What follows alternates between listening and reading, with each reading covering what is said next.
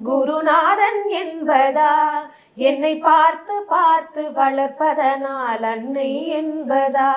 உன்னை கடவுள் என்பதா கருணை வடிவம் என்பதா உன்னை கடவுள் என்பதா கருணை வடிவம் என்பதா ஐயா ஞானதானம் தந்த உன்னை தந்தை என்பதா உன்னை தெய்வம் என்பதா குருநாதன் என்பதா என்னை பார்த்து பார்த்து வளர்ப்பதனால் அன்னை என்பதா சேரும் செல்வம் எல்லாம் உன் அருளன்றோ பாடும் பாடல் எல்லாம் உன் தயவன்றோ